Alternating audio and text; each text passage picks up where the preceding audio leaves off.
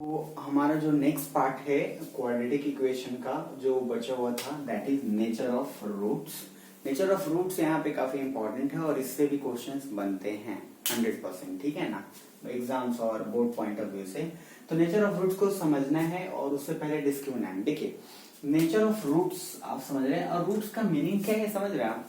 Roots actually क्या है, values जो सॉल्यूशंस आ रहा है। जैसे अगर मैं कह लूं थोड़े से शब्दों में तो जीरोज भी हो, जो जीरोज है अगर जनरल जो सेटिस्फाई करने के बाद वही रूट्स है। रूट्स बेसिकली क्या है, जो आपको x square plus 5x plus 3 मैंने क्वेश्चन दिया इक्वल टू 0, एक्स की वैल्यू 5 और एक्स की वैल्यू -2y, दो वैल्यूज है, यही क्या है, रूट्स है।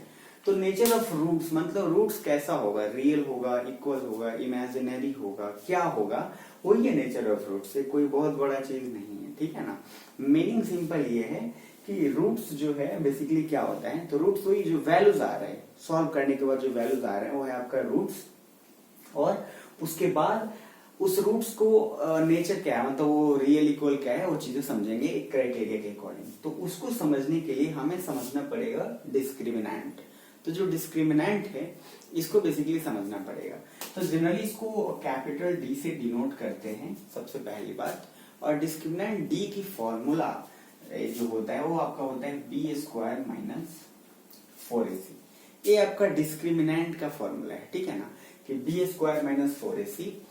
और रूट्स निकालने के तरीके और भी होते हैं, जैसे फैक्टराइजेशन मेथड से हम रूट्स निकाल रहे थे, एक और तरीका है जिससे हम रूट्स निकाल सकते हैं, ठीक है।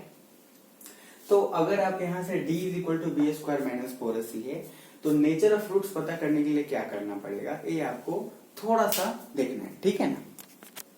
तो बेसिकली थोड़ा सा उसमें डिस्टर्ब होगा, उसके लिए सॉरी। तो इसमें चीजें ध्यान में रखिएगा कि d जो है वो उसका फॉर्मूला है बी स्क्वायर माइनस 4ac मान लीजिए, ठीक है ना। अब क्या करना है आपको कि इसी बेसिस पे आपको नेचर ऑफ रूट्स डिसाइड करना है, क्लियर है।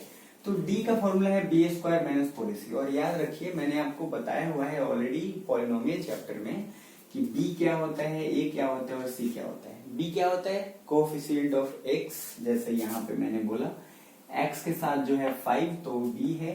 a क्या है, एक्स स्क्वायर के साथ जो नंबर मल्टीप्लाई है that is coefficient of x square. और c क्या है, कांस्टेंट जो उसके पास है, क्लियर। तो सिंपल ये चीजें आपको यहाँ पे काम आ जाएगा। तो d is equal to B square minus 4ac हो गया आपका।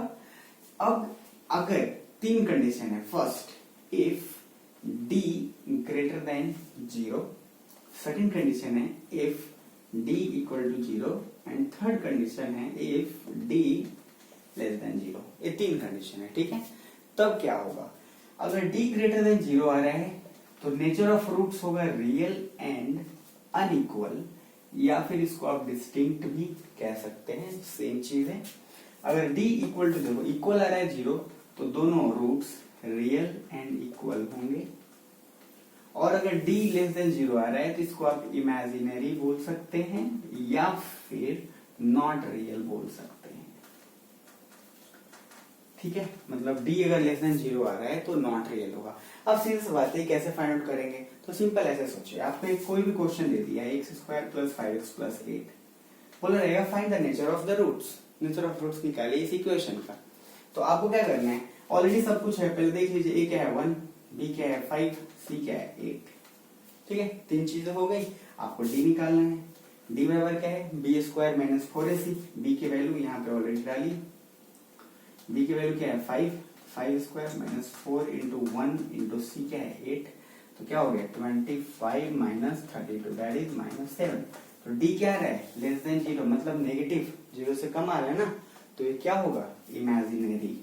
और याद रखिए इमेजिनरी नंबर के कोई भी रूट्स नहीं निकाले जाते, ठीक है ना।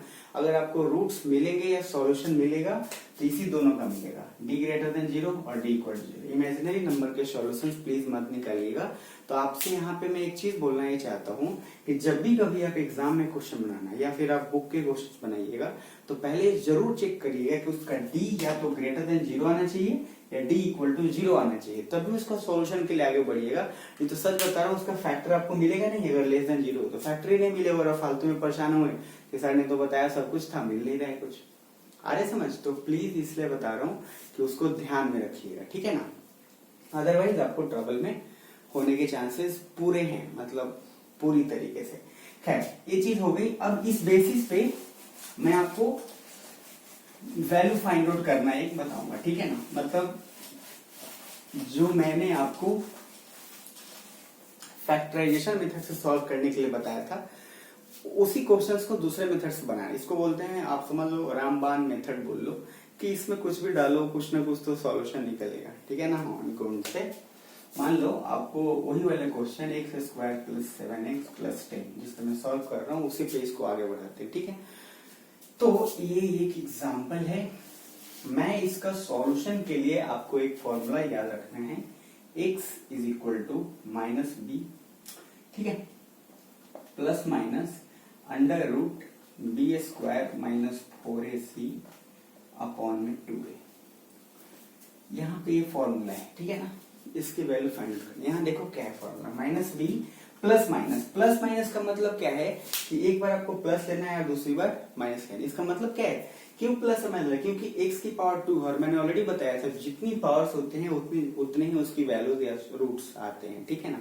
तो पावर 2 है तो रूट्स भी क्या आएंगे 2। अब इसको कैसे, अगर मैं फॉर्मूला को अगर सेग्रीगेट करूं, क्योंकि आप बोलोगे मुझे तो 2 वैल्यू चाहिए, तो 2 वैल्यू के लिए फॉर्मूला क्या होगा, तो सिंपल देखिए क्या लिख सकते हैं आप। एक x बराबर क्या है -b प्लस √b² - 4ac, पूरे पे रूट है, बाई 2a, कॉमा, फिर एक x की वैल्यू 2 आएगी, तो दूसरे वाली इक्वेशन के लिए -b, सब कुछ सेम रहेगा, प्लस हमने यूज कर लिया, माइनस तब यूज करेंगे -√b²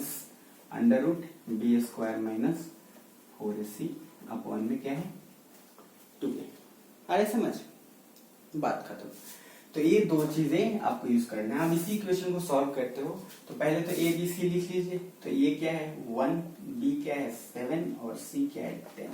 और इसमें पुट अप करके देखिए कि जो सॉल्यूशन आपको वहां से आ रहा था यहाँ पे आ रहा है या नहीं, क्योंकि वहां पे आ रहा था 5 और 2 मेरे ख्याल से।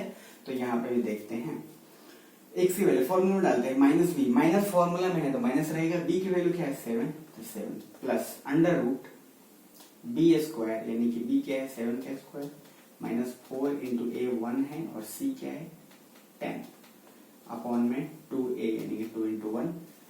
एक ही वैल्यू रखते हैं, बाद बाकी से माइनस कर लेंगे, ठीक है, वो आप लोग उतना तो कर ही सकते हैं। -7 प्लस √49 -40 क्या बचा 9 अपॉन में 2। तो यहाँ से -7 √9 का क्या होगा 3 अपॉन में क्या है 2 × 1 2, तो -7 + 3 -4/2। तो यहाँ से क्या आ रहा है -2। तो एक फैक्टर यहाँ पे क्या आ रहा है -2। इसी तरीके से फिर दूसरे फैक्टर पे आते हैं, क्लियर। अब दूसरे वहां पे भी आपको वही आ रहा था -2 एंड -5। अब दूसरे वाले में रखेंगे तो सिंपल सब कुछ सेम रहेगा, क्या चेंज होगा यहाँ पे -7, ये क्या है माइनस आ जाएगा, तो -7 - 3/2 यानी कि -10/2। तो क्या है -5। वहां पे भी आपको याद करिए -2 और -5 आ रहा था। तो ये भी एक मेथड, जब आपको क्वाड्रेटिक बनाने का कोई मेथड ना मिले तो चुपचाप एक फॉर्मूला इंप्लीमेंट कर दीजिए, आपको मिल जाएगा। लेकिन याद रखिए उसमें कंडीशन ये है कि d उसका ग्रेटर देन 0 इक्वल टू 0 होना चाहिए। d लेस देन 0 उसमें आ रहा होगा तो किसी भी मेथड से उसके रूट्स नहीं निकलेंगे, ठीक है। तो आई होप आपकी सारी चीजें समझ में आ गई होंगी। कोई प्रॉब्लम तो पूछ लीजिएगा, फिर नेक्स्ट वीडियो में मिलेंगे। तब तक आपको पूरा का पूरा क्वाड्रेटिक इक्वेशन बिल्कुल खत्म कर देना है, ठीक है।